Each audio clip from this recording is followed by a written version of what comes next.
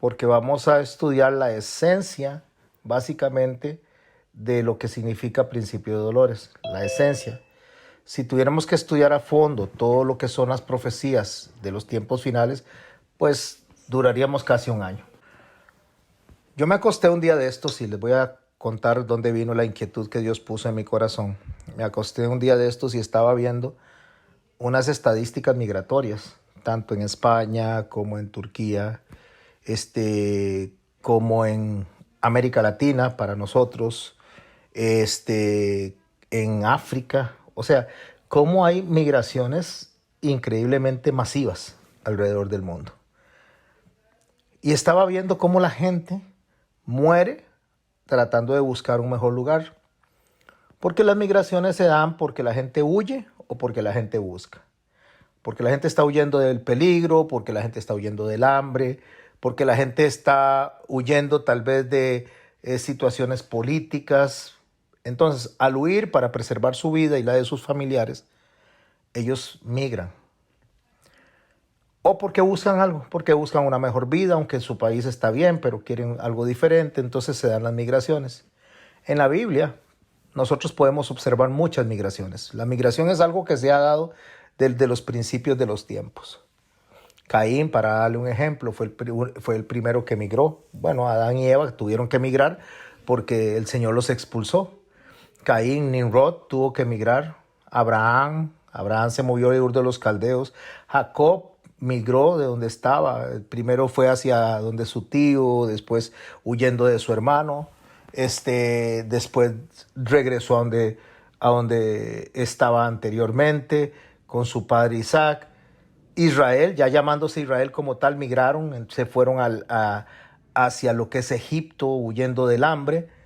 Después de huir del hambre, ellos estuvieron 400 años y después salieron hacia la tierra prometida, 40 años que estuvieron en el desierto. Todas esas migraciones nos dan a nosotros la realidad de lo que es la humanidad. La humanidad va a estarse moviendo constantemente por razones, como le digo, de huir o de buscar, cualquiera de esas dos razones.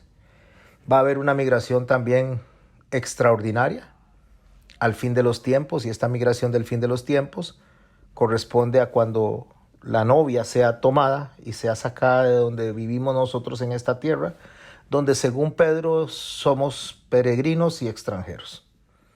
Entonces, mis amados hermanos y hermanas, nosotros vivimos en una constante migración. Solo que las migraciones de estos tiempos nos van a ayudar a nosotros a entender, aparte de un montón de acontecimientos que se están dando, que estamos en tiempos proféticos, los cuales nos anuncian a nosotros que el Señor está por venir, que el Señor está cerca de venir. Nosotros tenemos que tener claro que la Biblia se mueve en tres ambientes de tiempo. Voy a hacer una explicación de lo que es el tiempo primero. El tiempo no limita a Dios. Dios no puso el tiempo por razón de Él. Él puso el tiempo por razón nuestra. Dios es eterno. Cuando la gente menciona a Dios dentro de la eternidad, diciendo la eternidad antes y la eternidad después, eso es un mal concepto de lo que es eternidad. La eternidad es eterna. En el concepto de eternidad no existe antes ni después. O sea, es una forma de hablar de Dios en cuanto a su absoluto, en cuanto a lo que es Él en su totalidad. No tiene principio ni tiene fin, eso es eterno. Y ese es el carácter de Dios, por eso el Señor se le conoce como el eterno. Mientras que el tiempo sí tiene principio y el tiempo tiene fin. El tiempo fue creado cuando se hizo las lumbreras, cuando se hizo la noche y el día. A partir de ese momento el tiempo tuvo un principio. Y el tiempo va a tener un final cuando el Señor venga y arrebate a su novia, después venga y haga juicio sobre la tierra. Y eso es lo que se conoce como el fin del tiempo. El fin del tiempo es porque ya después de que el Señor santifique, purifique, restaure esta tierra y redima a todo su pueblo y nos ponga de nuevo a convivir con Él como Él lo quería desde el Edén, desde el principio, entonces ya el tiempo deja de contar, se acaba el tiempo. Ya no habrá más luz, dice, ya no necesitaremos ya de nada que alumbre para darnos calor porque estaremos con Dios.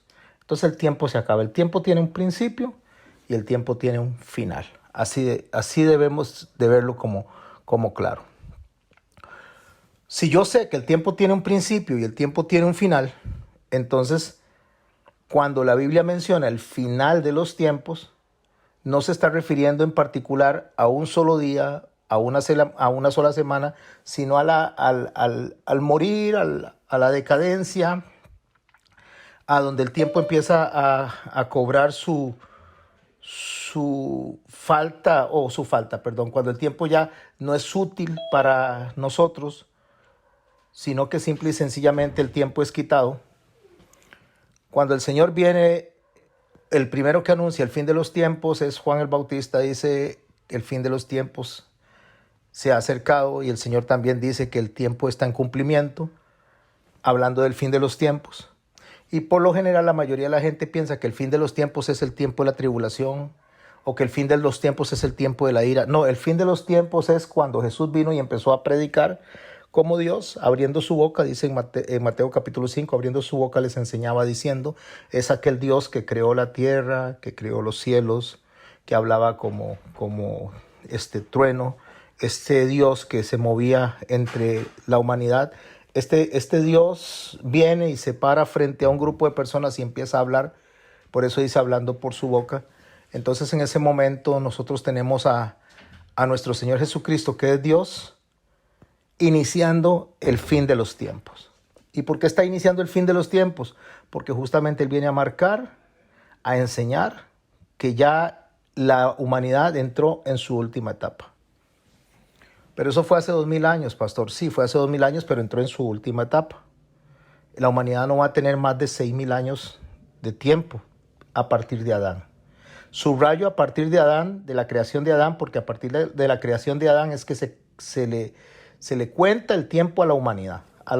Antes de Adán, pues existían lo que el Señor había venido creando, utilizando el libro de Génesis de manera de figura para enseñarnos a nosotros todo lo que el Señor estaba haciendo. Así que tenemos que entender que muchas veces la gente no entiende, entre los creyentes, no entienden que la ciencia tiene muchas cosas que nosotros tenemos que observar acerca de los años, que si son 10,000 años, que si son 30,000 años. Eso nosotros no podemos definirlo como creyentes y decir eso no puede ser así.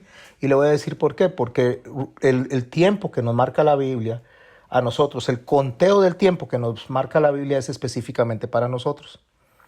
La creación de Adán hasta el momento que el tiempo sea eliminado. Ese marco de tiempo, como le digo, tiene que terminarse. Y con Jesús empezó lo que es el fin de los tiempos. Lo que es la tribulación y lo que viene después de la tribulación, eso no es el fin de los tiempos. Ese es el tiempo de la ira o el día de la ira, que no corresponde a 24 horas, sino que corresponde también a un marco de tiempo que se va a terminar una vez que el Señor purifique, santifique la tierra. Cuando el Señor habla del tiempo, cuando el Señor habla básicamente de lo que corresponde a lo que nosotros debemos de observar como tiempo para dirigirnos, en Eclesiastés, en el capítulo 3, el Señor es muy claro de lo que es el tiempo, a través de Salomón. Él dice que todo tiene su tiempo. Cuando dice todo tiene su tiempo, significa que todo tiene un principio y todo tiene un final. O sea, nada es en esta tierra fuera del orden eterno de Dios. En esta tierra nada es para siempre hasta que Dios lo restablezca. Porque Dios no va a dejar al hombre viviendo en un cuerpo pecaminoso ni a la tierra bajo la influencia del pecado para siempre. Va a limpiar esto. Él lo va a limpiar, lo va a restaurar. En Eclesiastés, en el capítulo 3, en el verso 15, el Señor nos aclara cómo funciona el tiempo para nosotros, donde Dios no está limitado por ese tiempo. Aquello que fue, dice, ya es. Y lo que ha de ser, fue ya. Y Dios restaurará lo que pasó. ¿Qué es lo que está enseñando el Señor a través de esta expresión que da Salomón? Que lo que antes pasó, está pasando, y lo que está pasando, pasará. Que como el tiempo es únicamente para enseñarnos a nosotros en qué línea en qué línea de nuestra existencia estamos y cuánto podríamos estar esperando para que el Señor regrese, en ese marco de tiempo, mis hermanos y mis hermanas, es que el Señor dice que nosotros debemos de leer las profecías, lo que era, lo que es y lo que será. Esto se conoce como el presente continuo. ¿Qué es un presente continuo? Que para Dios no hay ayer, no hay hoy, ni hay mañana. O sea, para Dios hay un ser. Y es lo que Él nos describe a nosotros con su propio nombre. Yo soy el que soy, o seré el que seré. O sea, que para Dios lo que pasó ayer, lo que pasó hoy y lo que pasó mañana entra solamente de un marco de tiempo que marca a la humanidad, como lo dije hace un rato, marca a la humanidad donde debe de estar atento porque el Señor está por venir nuevamente. En el Apocalipsis, donde nos ayuda a nosotros un poco más a entender lo que viene al fin de los tiempos, desde que el Señor Jesucristo llegó a predicar hasta que el Señor Jesucristo regrese por su iglesia y después restablezca todo al orden que Él inicialmente quería, dice así en el verso 1, la revelación de Jesucristo que Dios le dio para manifestar a sus siervos las cosas que deben suceder pronto. La revelación de Jesucristo significa que Dios está dando la noticia anticipada de cómo va a terminar este periodo donde la humanidad tiene, pues no voy a decir el control, pero sí tiene la permisividad de actuar bajo la soberanía de Dios. Y cuando Él dice para manifestar las cosas que deben suceder pronto, a lo que se está refiriendo no es tanto a pronto como 30 minutos, pronto como 6 años, no pronto como 7 años, pronto como 6,000 años o pronto como 10,000 años, no, pronto es inminente. O sea, está diciendo las cosas que están escritas van a pasar y podríamos decir van a pasar porque van a pasar. Por eso en el verso 3 de Apocalipsis capítulo 1 dice, bienaventurado el que lee, los que oyen las palabras de esta profecía y guardan las cosas en ella escritas porque el tiempo está cerca. Nuevamente marca el tiempo como cercano, pero no bajo nuestra concepción de tiempo como para decir, para mí cerca son 20 minutos, sino inminencia, vuelvo a decir. Inminencia. Y cuando habla de bienaventurado, el que lee, es importante ver esto, el que lee está hablando de lo que es la profecía básica del Apocalipsis. Cuando digo básico es porque el Apocalipsis tiene que leerse en el contexto de toda la Biblia. Hay que leer Daniel, hay que leer Levítico, hay que leer todas las figuras del Pentateuco, hay que leer los profetas mayores para poder entender al Apocalipsis. Pero cuando él habla de bienaventurado el que lee y los que oyen las palabras de esta profecía, se está significando del Apocalipsis en particular. Y la profecía en particular que es de Cristo cuando ya ha alcanzado la victoria total. Aunque Cristo ya alcanzó la victoria, estamos hablando cuando las cosas están totalmente restauradas. Cuando todo ya esté bajo la total redención de la obra de Cristo, y ya el enemigo no tenga absolutamente ninguna incidencia en lo que está pasando en nuestras vidas o en nuestras almas. Y cuando dice bienaventurado el que lee y el que oye estas palabras de la profecía, bienaventurado no es estar feliz, bienaventurado no es estar triste, bienaventurado no es una situación económica, bienaventurado no es una cuestión de salud. La bienaventuranza, aunque muchos le llaman dichoso, que es un macariato, la bienaventuranza se compone de 2 palabras, buena ventura. Y esta buena ventura no es un estado de ánimo, no es un estado de finanzas, es un estatus dentro de Dios, como Dios nos ve al final del tiempo, al final de los tiempos, cuando Él venga y entonces tome lo que Él creó, lo continúe dentro de la eternidad, habiendo terminado lo que es el manejo esclavista, podría yo decir, esclavista del tiempo, porque el tiempo es algo que limita al ser humano, mas no limita a Dios. Bienaventurado es aquel estatus de cuando se llega al final del tiempo, el Señor diga, bendito de mi Padre, entrad en el gozo de tu Señor.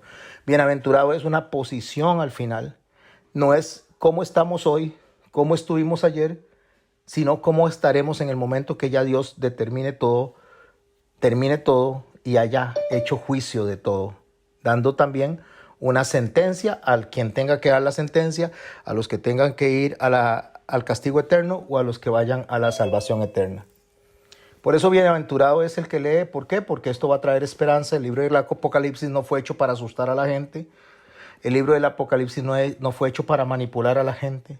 El libro del Apocalipsis no fue hecho para que la gente esté aterrorizada con lo que está pasando. Más bien es un libro escrito por el apóstol Juan cuando estaba en prisión en la isla de Patmos durante los tiempos de persecución de los romanos, empezando por Diocleciano, por Nerón también, ¿verdad? Esos tiempos de persecución donde la gente era arrojada a los leones, donde la gente era cerrada, donde la gente era asesinada, perseguida por la causa de Cristo. Entonces se escribe el Apocalipsis como un libro de esperanza. Un libro de esperanza que les trae a ellos consuelo a saber la inminencia de la llegada de nuestro Señor Jesucristo por su iglesia. El Apocalipsis no es como aquella película que iban en un avión y el avión se iba a estrellar y les pasaban películas de aviones estrellándose. Eso no es el Apocalipsis, esa no es la intención del libro del Apocalipsis. La intención del libro del Apocalipsis, como digo, es traernos paz.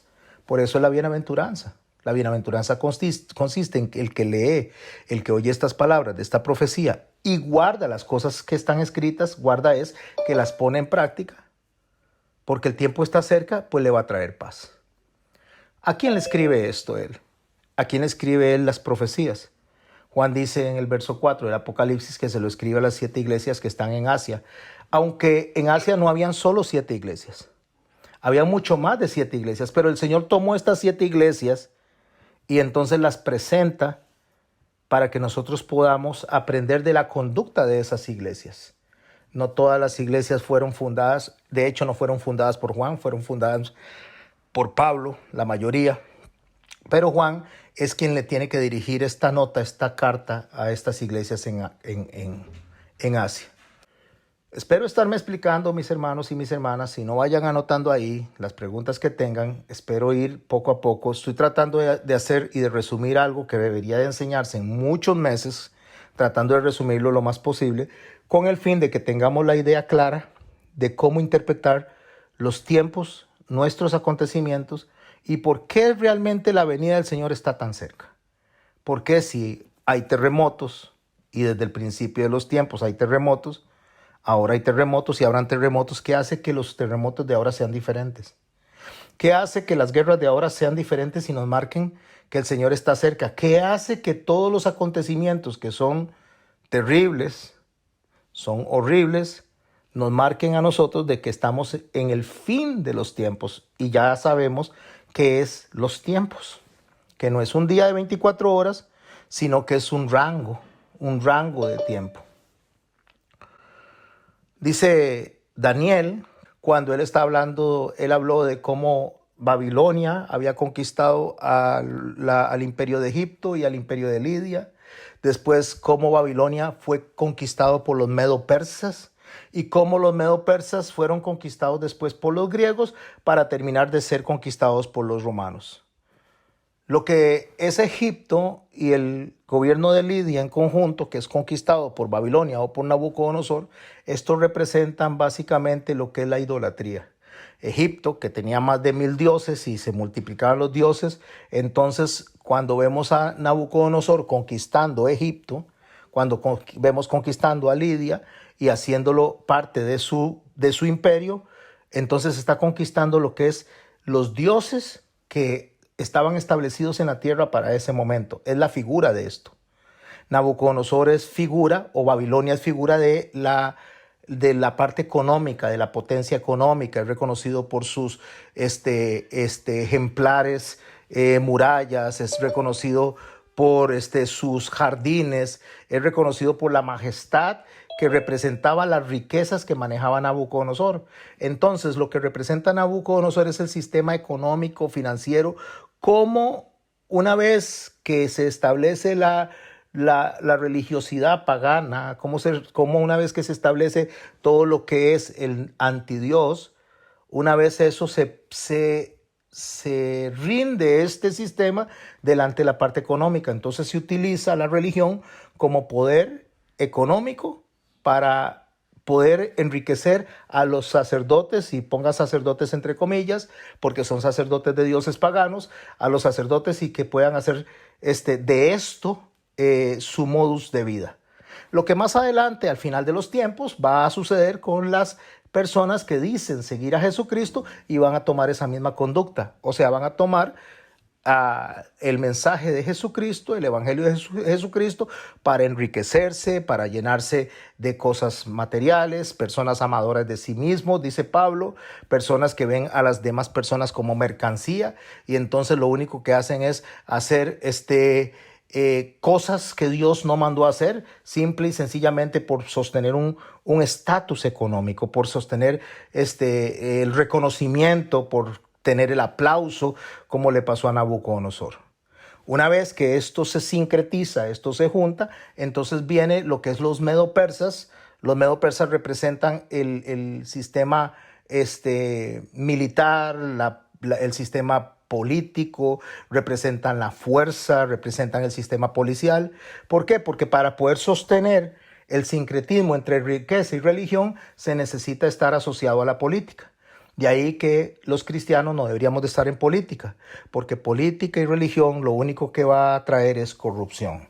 Eso es lo único que va a traer, y esto es lo que se une cuando los medo-persas atrapan, abarcan, absorben lo que fue Babilonia con todos los dioses que ya había absorbido de los egipcios.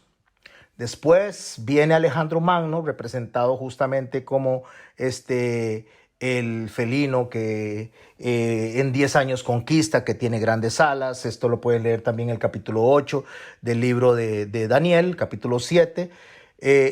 Conquista a los medo-persas, pero esto representa la cultura, cuando hablo de la cultura, representa la ideología, representa la filosofía, representa cómo la gente se mueve por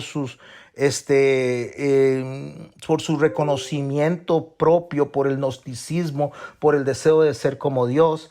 Esto se representa en la cultura griega, que absorbe a los otros imperios que acabo de mencionar. Lo estoy haciendo rápido, después hagan una cosa, repasen el audio, repásenlo bastantes veces hasta que lo aprendan, y después vamos a hablar más a fondo de esos tiempos.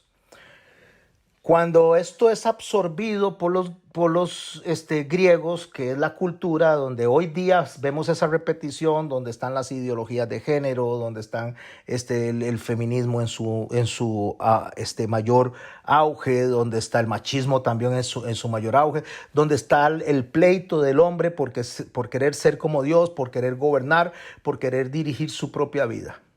Eso lo representa la cultura griega. Después viene la cultura de Roma. O sea, Roma viene a través de Pompeyo, allá en el año 68 a.C., conquistan lo que es Jerusalén, que se había liberado de los griegos en el año 175 a.C., pero es reconquistado por los griegos, por los romanos, y los romanos representan la religión. La religión es lo último en sucumbir al estado de anticristo, al pensamiento anticristo, al pensamiento de la bestia. Es lo último en sucumbir, que es la religión, que es justamente donde la religión se sincretiza con todo lo anterior, con el fin de, según ellos, traer paz, de traer seguridad, de traer tranquilidad a través de la religión. Pero como hay tantas religiones en el mundo, como hay solo en cristianos hay 46,000 denominaciones. Ahora imagínense contando todas las demás religiones. Entonces es unir esos pensamientos para tratar de traer paz y seguridad, pero eso es lo último. ¿Por qué? Porque para que estas religiones controlen el mundo como se va a controlar a través de un hombre que se va a sentar en el trono que debería de ser de Jesucristo, esto lo va a hacer a través de la cultura, me refiero a las ideologías, a través de la fuerza militar, política, a través del sistema policial, a través de las finanzas en control financiero, a través de la riqueza, controlando a las personas a través de sus deseos económicos, de crecer, de ser más.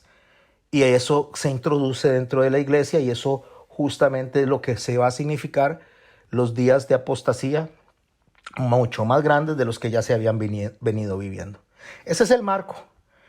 El no entender justamente la diferencia de cuando se menciona a Israel o cuando se menciona al pueblo gentil, entonces hace que se hayan interpretaciones alejadas de lo que es el ahistorismo de la profecía y se mete en interpretaciones atomicistas de la profecía. Déjeme explicar qué es el ahistorismo. El ahistorismo es no tomar la historia bíblica para poder hacer una interpretación en cuanto a lo que acabo de explicar, lo que era, lo que es y lo que será. Eso es hacer una interpretación ahistórica, o sea, lejos del contexto histórico. Y es lo que mucha gente hace, hacer interpretaciones ahistóricas. Un hombre, cuando se dio el accidente o se dio la desgracia de que explotara en Chernobyl aquella planta atómica, Chernobyl significa ajenjo, es una palabra rusa que significa ajenjo. Entonces, cuando sucede la catástrofe de Chernobyl, a un pastor le preguntaron si era el fin de los tiempos y él le hizo una interpretación ahistórica y atomista. ¿Qué era una interpretación ahistórica? Se desligó de la historia, de lo que es el pueblo de Israel y se concentró en lo que estaba pasando en Rusia, porque él dice, estoy en Rusia y entonces esto es el fin de los tiempos por algo que está pasando en Rusia. No se puede divorciar uno de la historia de Israel. Y atomista porque el átomo es aquello que genera, por lo menos en una bomba, la explosión secuenciada desde un primer átomo hasta ir desarrollando una explosión que abarque mayores dimensiones por medio del primer átomo. Entonces, decir una interpretación atomista es agarrar un vaso vacío con mi experiencia particular de donde yo nací, con mi experiencia particular de mi familia, con mi experiencia particular de lo que estudié o lo que me han enseñado y llenar ese vaso con esas experiencias. Es atomista. El pastor lo que estaba haciendo era llenando una interpretación bíblica porque vivía en Rusia, porque la palabra era ajenjo en ruso, entonces hizo una interpretación de que ya el Señor venía en ese año. Y todavía no ha venido el Señor, y él lo que hizo fue hacer ese tipo de interpretación. Nosotros no podemos hacer interpretaciones porque pensemos que en los Estados Unidos está pasando algo. Nosotros no podemos hacer interpretaciones proféticas pensando que en Rusia está pasando algo. Nosotros no podemos hacer interpretaciones proféticas porque en Ucrania esté pasando algo o porque en Venezuela haya una gran población moviéndose. No podemos hacer ese tipo de interpretaciones porque serían ahistóricas y atomistas. Porque las interpretaciones deben ser proféticas cuando en Israel se dan los acontecimientos. Porque Israel es el reloj profético que Dios estableció. Es en Israel donde se dan todos los cumplimientos. Es en Israel donde en 1948 se dio la independencia de un país en un día, haciendo eco a la profecía del profeta Isaías. Es en Israel donde se establecen todos los movimientos, sea políticos, sociales o culturales, que afecten al mundo, pero es a partir de Israel como el centro profético de toda la Biblia. Así que nosotros no podemos separarnos de eso porque entonces no vamos a comprender realmente el rol espiritual que tenía o tiene Miguel. El rol espiritual que tiene Miguel es proteger a la nación de Israel, a Israel como tal. Y eso fue lo que señaló Dios sobre este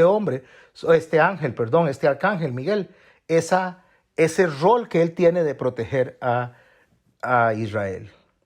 Serán tiempos de angustia lo que va a venir. Esto se refiere al tiempo de persecución básicamente para Israel, para la calamidad mundial que Israel va a tener, para la gran tribulación que Israel va a padecer en tiempos de persecución. Y este periodo, por cierto, es llamado en Jeremías capítulo 30, verso 7 como tiempos de angustia. Es ahí. Ahorita Israel es la nación más segura del mundo. Ahorita, en este momento, es la nación más segura del mundo porque todas las naciones, aunque lo quieren atacar, van a perder siempre porque ya Dios estableció que ellos se quedaran ahí y de ahí nadie los va a sacar. Y cuando se vengan todas las naciones contra ellos, Jesús mismo los va a defender. Bueno, Israel ha tenido montones de angustias a través de los tiempos. La caída de Samaria y Jerusalén, ejemplo, cuando los asirios se llevaron a las tribus del norte, a las 10 tribus dispersas, cuando Babilonia capturó a Judá, que es a Jerusalén, capturó y se los llevó, cuando Antíoco Epifanes vino con sus griegos, enviados por Alejandro Magno, cosa que acabo de relatar, para conquistar Jerusalén también, y hasta venir un 24 de diciembre, amanecer 25, a poner un cerdo en el altar. Eso fue una gran desolación, eso fue algo horrible que sucedió, que lo vamos a ver dentro de las profecías. El cumplimiento que se dio antes se está dando ahora y se dará después, donde nosotros podemos ver cómo los griegos quisieron cambiar hasta la adoración que se estaba dando en el templo de Jerusalén. Y ellos se levantaron en una guerra de 33 años en manos de los macabeos para reconquistar el templo. Lo reconquistaron 200 años antes de Jesucristo. Se establecieron los fariseos 175 años antes de Jesucristo. Después los saduceos 165 años antes de Jesucristo. Pero vinieron los romanos, como lo expliqué anteriormente, y tomaron de nuevo Jerusalén por una cuestión de profecía religiosa. Entonces esa destrucción que después hacen los romanos de Jerusalén en el año 70 a través de Tito Vespasiano también está registrado entre las profecías. Vienen las persecuciones del oscurantismo, vienen los pogromos en Europa, y empiezan también a perseguir a los israelitas, a los judíos, los expulsan de Francia, los expulsan de España. Ellos no pueden establecer un lugar donde quedarse porque son odiados por todo el mundo. Es justamente lo que les toca por haber sido desobedientes, por haber sido rebeldes a la causa de Cristo, mas no desechados, muy importante, castigados, mas no desechados. Se viene el holocausto en el siglo XX, algo terrible que le pasó, pero cuando venga la angustia de ese tiempo que establece justamente Daniel y que establece el Apocalipsis, es una angustia diferente, una angustia que jamás se ha visto, una angustia que no tiene comparación, es una angustia en la cual Israel se va a ver inmerso, donde Jesús describe en lo que estaba pasando en sus tiempos cuando la generación se iba a cumplir en el año 70 con la pérdida del templo. Eso es algo terrible para Israel, haber perdido el templo. Aún están llorando en un muro ahí al cual se le conoce el muro de los lamentos. Para ellos eso es lo peor que les pudo haber pasado, haber perdido el templo. Para ellos esa angustia, no ha habido angustia, ni hay, ni habrá como esa. Pero para efectos de los últimos tiempos, para efectos del tiempo de tribulación, va a ser peor que eso. ¿Por qué va a ser peor que eso? Porque se va a sentar el anticristo a gobernar en Israel. O va a querer sentarse, porque Jesucristo no lo va a permitir. Entonces Jesús cita este mensaje, todo lo que estoy diciendo de manera resumida, en el capítulo 24 del libro de Mateo. Pero en el 21 hace una referencia sencilla. Porque habrá entonces gran tribulación, cual no ha habido desde antes del principio del mundo hasta ahora, ni la habrá. Eso es lo que está en referencia de lo que Daniel viene describiendo. Estamos, déjeme ver, en el verso 1 de Daniel, en la parte segunda, donde dice, y será tiempo de angustia, cual nunca fue desde que hubo gente hasta entonces. O sea, desde Adán, nunca ha habido angustia como la que esta gente va a experimentar. Ni siquiera en el año 70 se experimentó esa angustia, ni se experimentó tanta angustia cuando fueron capturados por los romanos, ni cuando fueron capturados por los medo-persas, ni cuando fueron capturados por todos estos reyes de aquí para atrás. Nunca ha habido tal angustia como la que se va a ver en ese tiempo.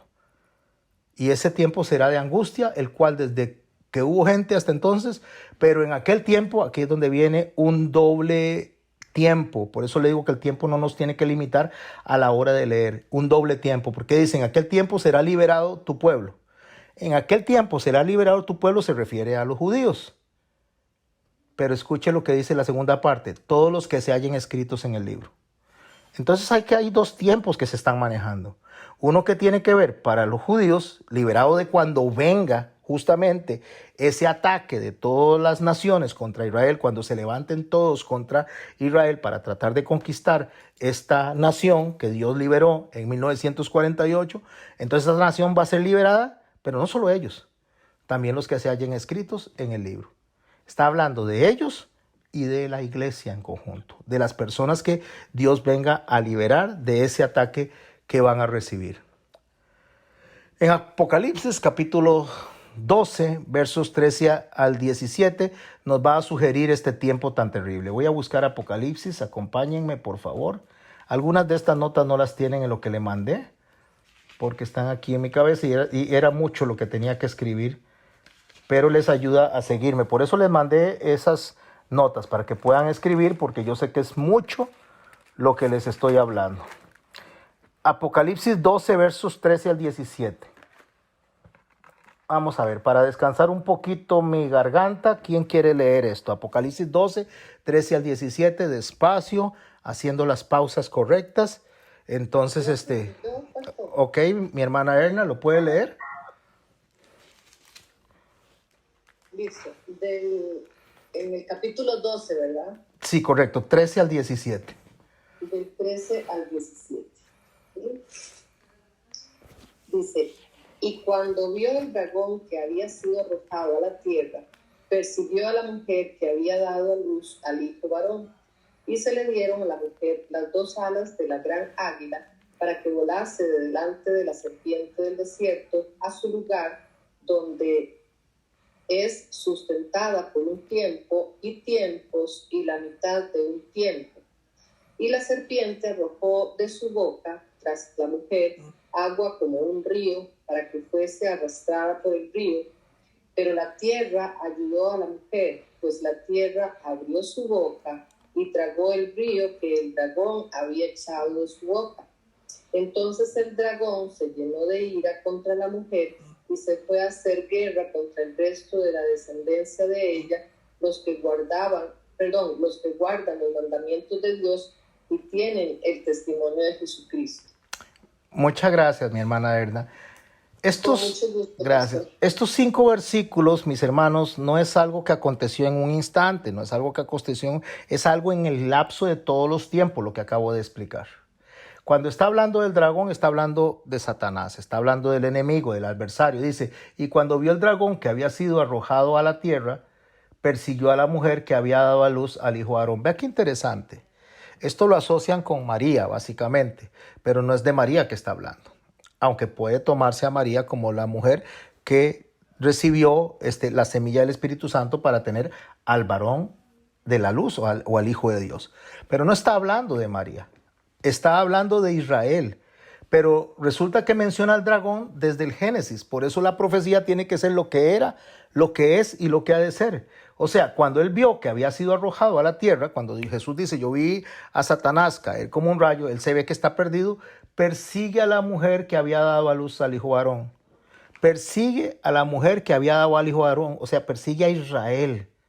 No porque lo había dado en ese momento, sino porque lo iba a traer al mundo. Es una proyección profética. Es una proyección de la persecución por el desierto, persecución por el plazo de los tiempos, las formas en que Israel ha caído, ha sido perseguido, más que todo el judaísmo, más que el país, el judaísmo ha sido perseguido para tratar de anular justamente las promesas que Dios estableció para cumplir la promesa que se dio en el Edén a Adán y a Eva de que se iba a mandar una simiente para que salvara a la humanidad. Y se le dieron a la mujer 2 alas de gran águila para que volase delante de la serpiente al desierto. ¿Cuáles son las 2 alas de gran águila? Las 2 alas de gran águila son el judeo-cristianismo. O sea, lo que Ezequiel toma en sus manos y lo une para que sea un solo pueblo. Es la tribu de Judá y la tribu de Efraín. La tribu de Efraín refiere a los gentiles y la tribu de Judá refiere a los judíos. Ese mensaje judeo-cristiano es el mensaje que va a ayudarle a la gente a entender los últimos tiempos. Son las fiestas, son las figuras, es el tabernáculo, es todo lo de los profetas, todo lo de los escritos, todo lo que Moisés puso. Eso es lo que Jesús dijo. Escudriñad las escrituras, escudriñen lo que Moisés escribió, porque de mí habla. Vayan a los profetas, vayan a los salmos. Eso es el judaísmo. Y el cristianismo es, una vez que vino Jesús a darle fin, o sea, a explicar lo que el Antiguo Testamento significaba, el espíritu de la profecía, eso es el judeocristianismo. Son las 2 alas con las cuales Israel y nosotros, los creyentes, vamos a poder ministrar y administrar los últimos tiempos. Entonces dice, y se le dieron a la mujer 2 alas de gran águila para que volase delante de la serpiente al desierto. O sea, va adelante, va predicando, va enseñando. No tiene la ventaja la serpiente, no tiene la ventaja Satanás. Es la palabra de Dios la que tiene la ventaja. En el desierto usted sabe que es un lugar árido, donde se aguanta hambre, un lugar árido donde se necesita sobrevivir. Y eso es justamente el paso del tiempo. A su lugar donde es sustentada por un tiempo, eso es un año, y tiempos son años, y mitad de un tiempo, eso también es medio año. Entonces está diciendo por 3 años y medio. Ya aquí no solo se proyecta al Génesis, ya no se proyecta a la persecución de los tiempos de Israel, sino que se proyecta al final. Entonces, en 2 versículos tenemos el cumplimiento de casi todo lo que usted lee en Daniel capítulo 7 y capítulo 12. Casi todas las profecías están establecidas aquí en el verso 13 y 14 de Apocalipsis, 12. Y dice el verso 15, y la serpiente arrojó de su boca tras la mujer agua como un río. Agua como río. ¿Qué es el agua? ¿O qué representa el agua en la Biblia? Representa purificación, representa santificación, pero representa juicio. O sea, esta serpiente, que lo que estábamos leyendo en Daniel, en el capítulo 11, antes de iniciar al 12, este soberbio, este blasfemo, que está en contra de Dios, que quiere gobernar el mundo, a través de su juicio, persigue justamente a la mujer referente a Israel, referente a los judíos y al judaísmo. Pero ya en los tiempos finales, ya no solo es el judaísmo, ahora está hablando de la iglesia. Es una persecución constante a lo que Dios establece como orden de justicia para la humanidad. Como un río para que fuese arrastrada por el río, o sea, por el juicio.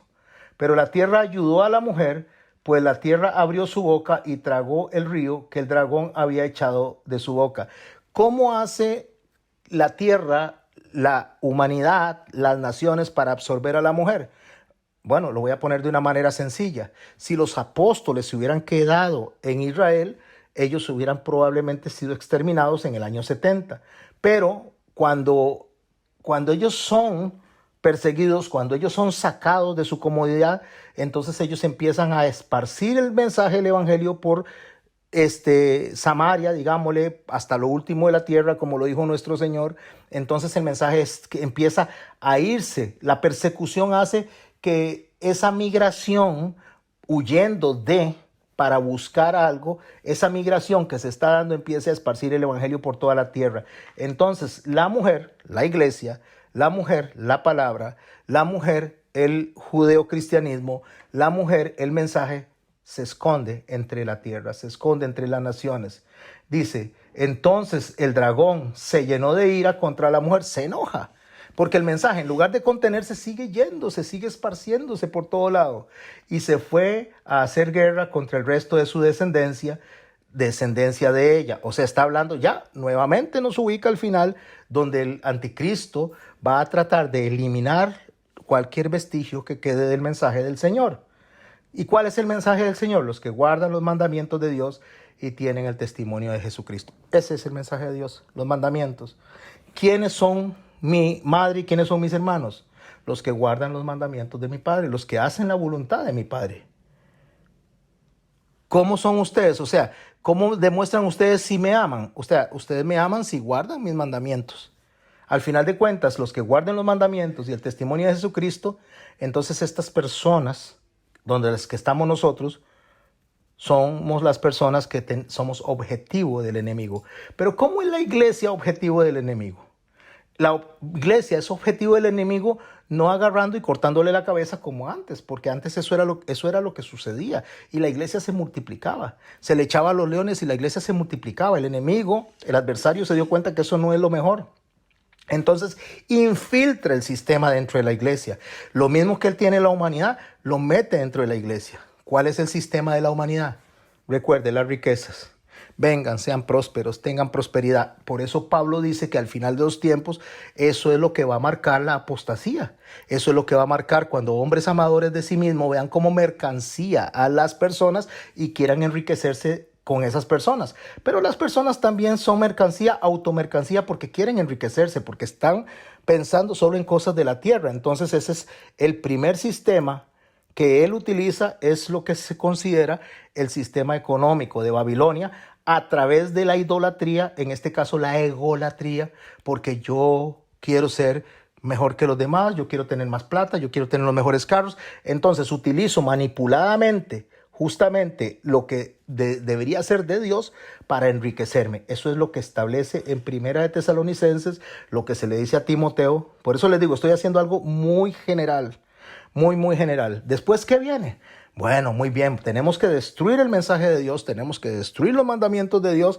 Entonces, para destruir eso, necesitamos el siguiente paso.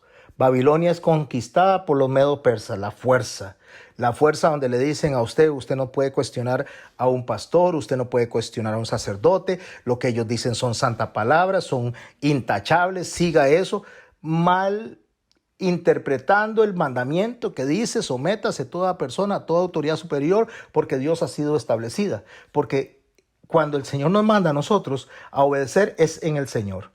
Aunque no nos manda a rebelarnos, tampoco nos manda a hacer lo que las personas anti Dios nos piden que hagamos. Entonces nosotros vamos a caer mal, nosotros por no celebrar las fiestas que ellos celebran los paganos, sino celebrar las fiestas del Señor, por no tener nosotros participación en eso, vamos a caer mal y somos perseguidos por nuestras familias, por nuestros amigos, por nuestros vecinos, porque entonces ya nosotros vamos a ser los feos del barrio, los feos de la iglesia, los feos de la casa, los feos de la familia. Eso vamos a hacer nosotros como iglesia. Pero en los últimos tiempos va a ser peor, porque ahí es solamente un pequeñísimo rechazo, pero después va a ser un rechazo que va a costar la vida. Ok, después de eso viene del sistema de fuerza, el sistema político, donde nos quieren obligar a hacer las cosas, donde nos quieren crear leyes para que les hagamos caso a lo que ellos dicen. Viene el sistema cultural, el cual dice, no, ahora nos amamos todos, los hombres aman a los hombres, las mujeres aman a las mujeres, los hombres se pueden casar con los pollos, las jirafas con las mujeres, usted puede casarse con un peluche si quiere, o hacer un muñeco de trapo y ser el esposo, para quebrar justamente lo que es la institución básica que forma la familia, forma la iglesia y forma la sociedad, que es el matrimonio. Entonces eso es a través de la identidad de género, a través de la ideología de género que está representada culturalmente.